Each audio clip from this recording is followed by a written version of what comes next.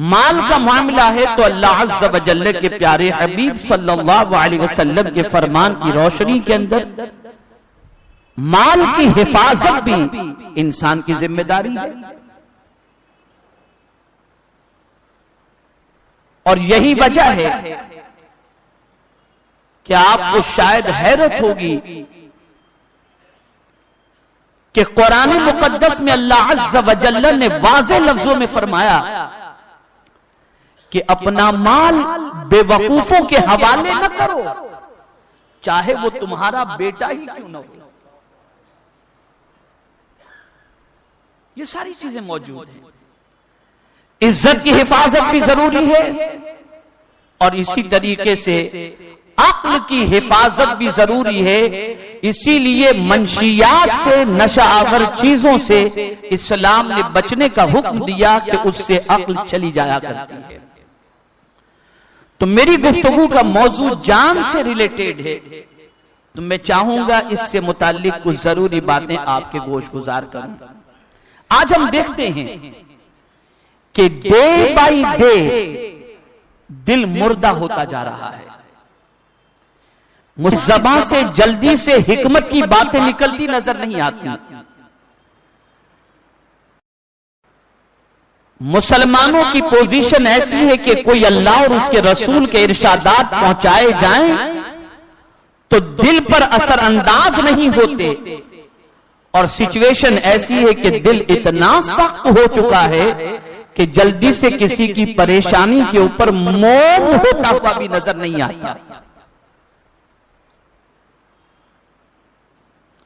یہ تو ایک دل کی کیفیت ہو گئی. اور پورے وجود کی سچویشن دیکھی جائے تو آج کے مسلمان کے لیے عبادت ایک بوجھ بن گئی ہے. وہ عبادت کرنا بھی چاہتا ہے تو اس طریقے سے جیسے کوئی بوجھ جلدی سے اتار دے، چاقو چوبند نظر نہیں آتا. آپ جمعۃ المبارکہ میں دیکھ سکتے ہیں کہ جمعۃ المبارکہ میں جب خطیب خطاب کرتے ہیں یا خطبہ دیتے ہیں منبر پر، بہت سارے لوگ سو رہے ہوتے ہیں، کھراٹے کی آوازیں آنے لگ جاتی ہیں. یہ کیفیت نظر آتی ہے. سستی کا عالم بے پناہ نظر آتا ہے، چاق و چوبند نظر نہیں آتا مسلمان. ان ساری چیزوں کی وجوہات، اور خاص طور پر آپ مسلم محلے کی اگر سچویشن کا جائزہ لیں تو زیادہ تر کلینک جو مسلم محلے میں ہیں وہ رات کو 12 بجے تک کھلی رہتی ہیں اور بھیڑ وہاں پر بے پناہ نظر آتی ہے. جو میں کہہ رہا ہوں آپ اس سے متفق ہیں یا نہیں مجھے بتائیے. اب ریزن کی طرف آ جائیے اور آج سیکھ کر کے جانا ہے. اور ہم سب نے اللہ کی بارگاہ میں دعا بھی کرنی ہے اور ارادہ بھی کرنا ہے کہ انشاءاللہ العظیم جو کچھ سیکھیں گے اس پر عمل کی انشاءاللہ کوشش کریں گے. پورے وجود کی خرابی، پورے وجود کے اندر آنے والی بیماریوں کی سب سے بڑی وجہ میں آقا کریم صلی اللہ تعالی علیہ وسلم کی ایک حدیث کی روشنی میں سمجھا دوں تو آپ اچھی طریقے سے انشاءاللہ العظیم سمجھ جائیں گے.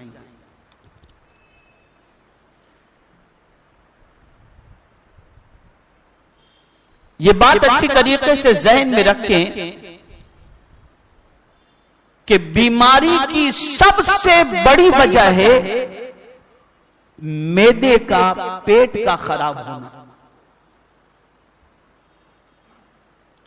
اور جب پیٹ ایسی غذاؤں سے بھر دیا جائے یا اتنا بھر دیا جائے کہ اس کی وجہ سے پورا نظام جو پورے وجود کا ہے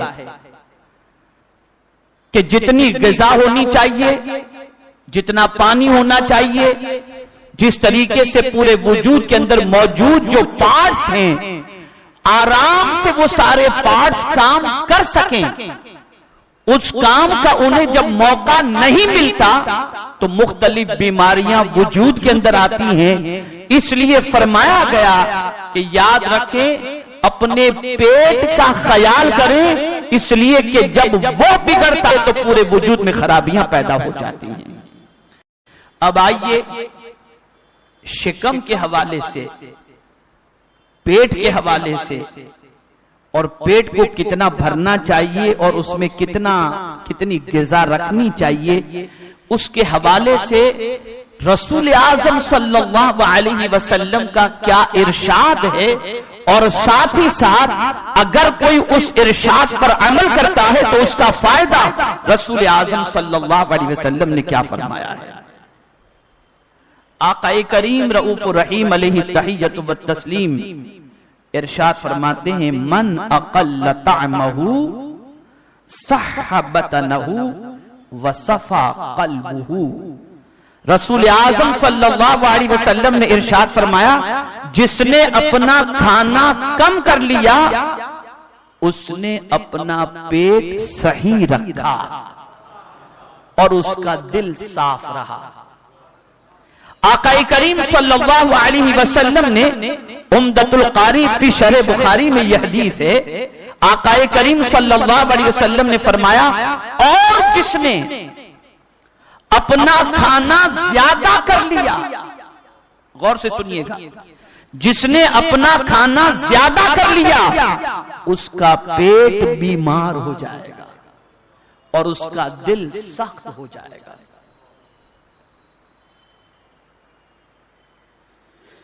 یہاں سے یہ بات واضح ہو گئی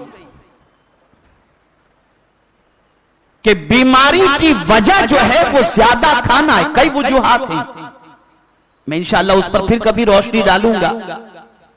کئی وجوہات ہیں، گندگی ہے اور بہت ساری چیزیں ہیں، لیکن آج میں بنیادی جس چیز کی طرف جو اصل ہے اس کی طرف آپ کی توجہ کو مبذول کرا رہا ہوں۔ زیادہ کھانا اس سے صحت نہیں بنتی۔ اگر کوئی یہ تصور کرتا ہو کہ زیادہ کھانے سے انسان توانا ہوتا ہے تو میں یہ سمجھتا ہوں کہ رسول اعظم صلی اللہ تعالی علیہ وسلم سے بڑھ کر انسانوں میں اللہ نے کسی کو طاقتور نہیں بنایا تھا، لیکن مصطفیٰ اتنے طاقتور تھے کہ وقت کا عظیم پہلوان بھی میرے مصطفیٰ کے مقابلے میں ٹھہر نہیں پاتا تھا۔ لیکن مصطفیٰ کی غذا کیا تھی؟ تو اعلیٰ حضرت کہتے ہیں، کل جہاں ملک اور جو کی روٹی غذا، اس شکم کی قناعت پہ لاکھوں سلام۔ رسول گرامی وقار صلی اللہ تعالی علیہ وسلم نے ہمیشہ کھانے کے حوالے سے جو دستور عطا فرمایا ہے،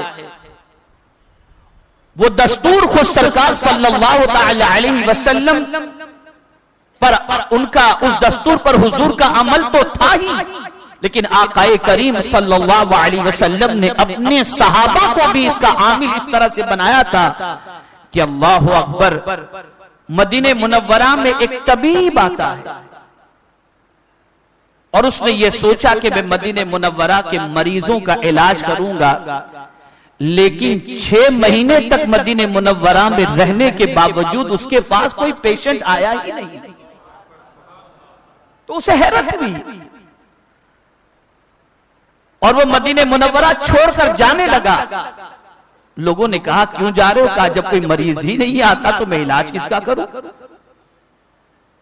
اس کے دل میں خیال آیا کہ چل کر رسول اعظم صلی اللہ علیہ وسلم سے پوچھا تو جائے کہ آپ نے اپنے ماننے والوں کو، مدینے والوں کو ایسا کیا نسخہ عطا کر دیا جس کی وجہ سے مدینے کے لوگ بیمار ہی نہیں پڑ رہے؟ وہ حاضر ہوئے اور سرکار صلی اللہ علیہ وسلم سے جب انہوں نے معروضہ پیش کیا تو میرے آقا صلی اللہ علیہ وسلم نے ارشاد فرمایا کہ میں نے مدینے والوں کو ایک نسخہ بتا دیا ہے جس پر وہ عمل کرتے ہیں۔ پوچھا گیا وہ نسخہ کیا ہے؟ تو آقا کریم صلی اللہ علیہ وسلم نے فرمایا نسخہ یہ ہے کہ جب بھوک لگے تب کھاؤ اور جب بھوک باقی ہو تب ہاتھ کھینچ لو، یعنی پیٹ بھر کر کے نہ کھاؤ،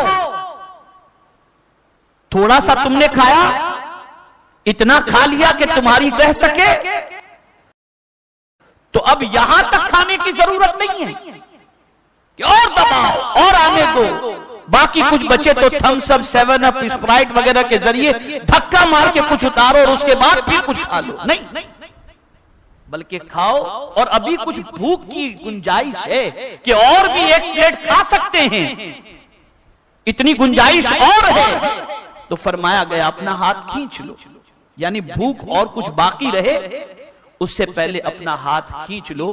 تو طبیب کہتا ہے جب آپ نے اتنا اچھا علاج بتا دیا ہے تو میرے پاس کوئی علاج کے لیے آئے گا ہی کیسے، آئے گا ہی کیسے؟ تو یہاں سے یہ بات سمجھ میں آئی کہ پیٹ بھر کر کے کھانا اور دبا کے کھانا یہ شریعت کے اندر اچھی نظر سے نہیں دیکھا جاتا، اور بہت زیادہ کھانے والوں کے حوالے سے بہت ساری وعیدیں بھی آئی ہیں اور بہت سخت ارشادات بھی آئے ہیں۔ تو یہ بات یاد رکھیں کہ کثرت سے کھانے والوں کو بیماریاں بھی زیادہ ہوتی ہیں، زیادہ کھانے والوں کے اندر سستی بھی زیادہ ہوتی ہے، زیادہ کھانے والوں کی عقل بھی زیادہ نہیں چلتی، اور زیادہ کھانے والوں کا دل مردہ ہو جاتا ہے، دل مردہ ہو جاتا ہے۔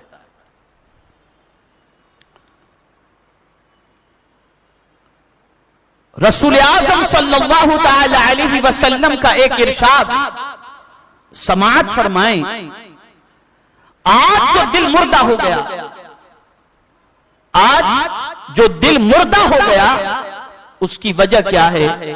احیاء العلوم کے اندر امام غزالی رحمت اللہ تعالی علیہ نے ایک حدیث مبارکہ نقل فرمائی ہے، آقا کریم صلی اللہ علیہ وسلم ارشاد فرماتے ہیں لا تمیت القلوب بکثرت الطعام والشراب فإن القلب كالزرع يموت إذا كثر عليه الماء۔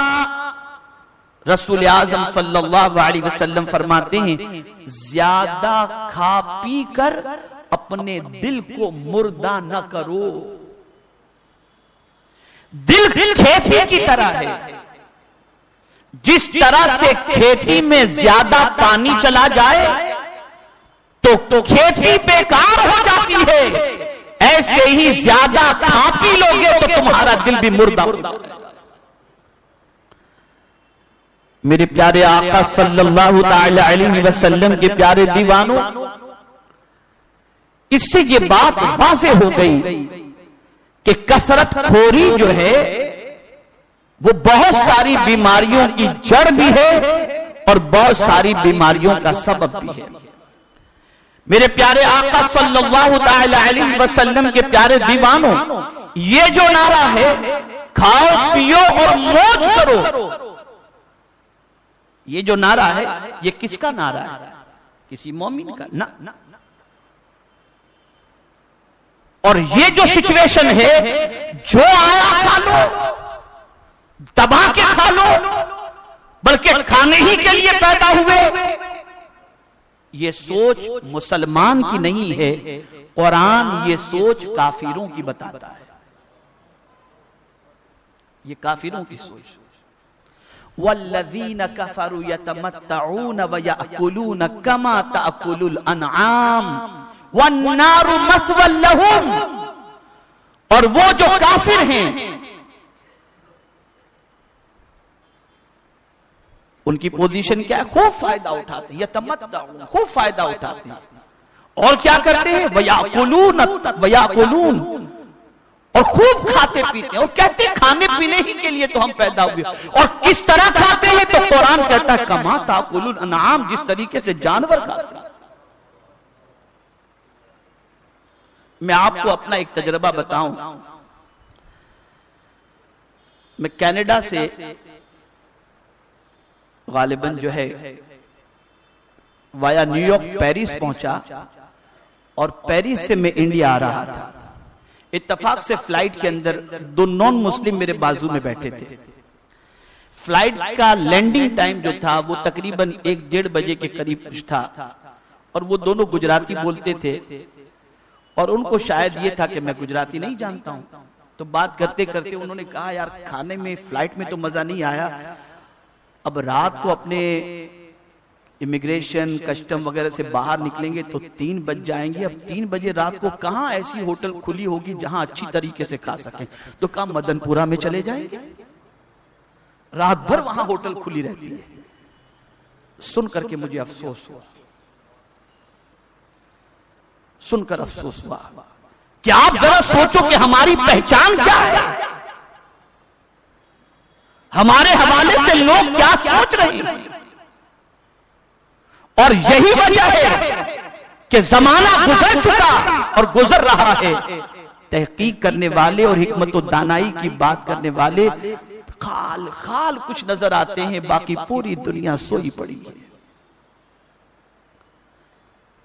اور زیادہ کھانے پینے اور موج مستی کی سوچ ہی نہیں، نوابوں کی نوابی چھین لی اور مغلوں کی حکومت چھین لی، اور اب سعودی کی بھی جا رہی ہے، یہ کوئی اور وجہ نہیں ہے، بہت ساری وجوہات کے اندر زیادہ کھانا پینا اور موج مستی کرنا یہ وہ چیز ہے جو انسان اور مسلمان کی تباہی کے بہت اسباب میں سے بہت بڑا یہ سبب ہے۔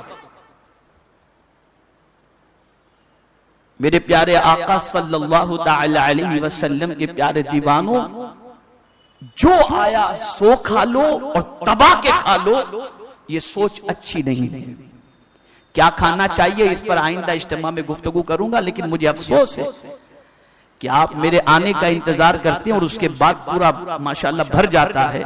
میرے آنے سے پہلے بھی یہاں بہت ضروری باتیں سکھائی جاتی ہیں، آپ آ جایا کریں تاکہ اور بھی دین کی باتیں آپ سیکھ سکیں۔ الحمدللہ اچھی تعداد میں آپ ہیں، سن رہے ہیں، لیکن جلدی آیا کریں تو کچھ اور باتیں بھی آپ سیکھ سکیں۔ تو ہر چیز کھانے کی نہیں ہے، سب کھا لو یہ جانور کی سوچ ہے، اور مسلمان کی سوچ وہی کھاؤ جو تمہارے لیے اللہ نے بنایا ہے، اور کیا بنایا ہے وہ انشاءاللہ العظیم آئندہ اجتماع میں عرض کروں گا۔ تو پہلی چیز آج ذہن کے اندر رکھو کہ آج سے ایک ارادہ کرنا ہے، اور وہ یہ ہے کہ جب بھوک لگے تب کھانا ہے، اور جب بھوک باقی ہو تب ہاتھ کھینچ لینا ہے۔ آج کے بعد کبھی پیٹ بھر کر کے دبا کر کے کھانا انشاءاللہ نہیں کھائیں گے۔ آپ کہیں گے یار یہ بڑی سختی ہو رہی ہے یہاں پر، تو میں آپ سے عرض کروں کہ یہ بات اللہ کے رسول صلی اللہ علیہ وسلم کو جو ناپسند ہے وہ میں آپ کے سامنے رکھ رہا ہوں، اور آگے آپ کی مرضی، عمل اس پر آپ کرتے ہیں یا نہیں کرتے۔ رسول اعظم صلی اللہ تعالی علیہ وسلم نے ارشاد فرمایا، مومن ایک آنت سے کھاتا ہے اور کافر 7 آنت سے کھاتا ہے۔ اب اس کو حدیث کی روشنی میں سمجھاؤں۔ مکہ مکرمہ میں ایک شخص تھا جس کے دل میں رسول گرامی وقار صلی اللہ تعالی علیہ وسلم کے لیے قدورت تھی، نفرت تھی، اور سرکار صلی اللہ علیہ وسلم کو شہید کرنے کے ارادے سے وہ مکہ مکرمہ سے نکلا، لیکن قربان جائیے مدینے میں ڈر ڈر کے انٹری تو کر لیا، پھر سوچتا ہے رہوں کہاں، رکوں کس کے گھر پر، اگر کسی کو پتا چل گیا میں آیا ہوں اور تلوار بھی میرے پاس ہے تو کہیں ایسا نہ ہو کہ اس سے پہلے کہ میں کچھ پناہ مانگوں میرا ہی کام تمام ہو جائے۔ تو سوچتا ہے چلو حضور صلی اللہ علیہ وسلم تو بہت نرم دل ہیں، میں کہوں گا مکے سے ایک مسافر کی حیثیت سے آیا ہوں، مجھے رہنے کے لیے جگہ دو، تو سرکار مجھے امان دے دیں گے، رکھ لیں گے اپنے پاس۔ کیا سوچتی ہے؟ میں یہاں بتاؤں آپ کو، سرکار صلی اللہ علیہ وسلم کی ایک عظیم سنت ہے، اگر مسلمان اس سنت پر عمل کر لینا تو میں سمجھتا ہوں کہ وارے نیارے ہو جائیں گے اور مسلمان کی عزت ہی عزت ہوتی چلی جائے گی۔ وہ سنت کیا ہے؟ کافر بھی حضور صلی اللہ علیہ وسلم کے بارے میں یہ نظریہ رکھتے تھے کہ سرکار بے ضرر ہیں، کسی کو تکلیف پہنچاتے ہی نہیں۔ یہ حضور کے حوالے سے سوچتی، اسی لیے دشمن بھی وہاں پناہ مانگ، سرکار نے پناہ دے دی، مہمان ہیں، کیا آقا کو معلوم نہیں تھا یہ کیوں آیا ہے؟ جانتے تھے سرکار، لیکن رکھا، اور رکھا ہی نہیں، سرکار نے پوچھا بھوک لگی؟ کہاں؟ میرے اللہ علیہ وسلم نے خود بکریوں کا دودھ دہا، ایک بکری کا دودھ پلایا، پوچھا اور؟ کہاں؟ ہاں۔ سرکار نے 7 بکریوں کا دودھ اسے دو کر کے پلایا۔ اب وہ کافر تھا نا، دبا کر کے پی لیا اس نے، اور پھر سو گیا۔ تو جیسے ہی سونا تھا لوز موشن ہو گئے۔ اب سوچا کہ میں نے بستر گندا کر دیا ہے، اب تو میری خیر نہیں، تو وہ صبح ہونے سے پہلے اٹھ کر کے بھاگ گیا، لیکن تلوار بھول گیا۔ آقا کریم صلی اللہ علیہ وسلم نے صبح دیکھا تو بستر گندا اور وہ غائب۔ بہرحال اس کے بستر کی صفائی کا اہتمام ہوا۔ کچھ دیر کے بعد اسے جو بھاگ کر کے چلا گیا تھا کافر، تو اس کو خیال آیا کہ میری تلوار رہ گئی ہے، اب میں اکیلا اس طریقے سے بغیر تلوار کے، چلو جاتا ہوں، جا کر کے تلوار لے کر کے آ جاؤں۔ لیکن پھر ڈرتا تھا پتہ نہیں کیا ہو، لیکن جب آیا اور آقا کریم صلی اللہ علیہ وسلم کی زندگی کے ایک عظیم پہلو کو اس نے اپنی آنکھوں سے مشاہدہ کیا تو ایک عجیب کیفیت اس کی تعریف ہوئی۔ آقا کریم صلی اللہ علیہ وسلم نے ارشاد فرمایا کہ تجھے اگر تکلیف پیٹ میں ہو گئی تھی تو بتا دیتا، تیرا علاج کر دیا جاتا، ایسے بھاگ کیوں گیا؟ تو کہتا ہے حضور علاج ہو گیا، کہتا ہے حضور علاج ہو گیا۔ کہا کیا؟ کلمہ پڑھا کر حضور مجھے مسلمان بنا لیجئے۔ اب وہ مسلمان ہوا تو اب سرکار فرماتے ہیں بھوک لگی ہے؟ کہتا ہے ہاں۔ سرکار صلی اللہ علیہ وسلم نے ایک بکری کا دودھ دو کر کے اسے پلایا، ایک بکری کا دودھ پینے کے بعد کہتا ہے بس۔ سرکار نے فرمایا کل 7 بکریوں کا دودھ پیا تھا، تب جا کر تیرا پیٹ بھرا تھا، اور آج ایک بکری کے دودھ پر؟ کہا بس حضور ایک میں پیٹ بھر گیا۔ سرکار نے فرمایا سن، مومن 1 آنت سے کھاتا ہے اور کافر 7 آنت سے کھاتا ہے۔ کل تو کافر تھا تو تیری پوزیشن یہ تھی، آج مومن ہو گیا تو تیری پوزیشن یہ ہے۔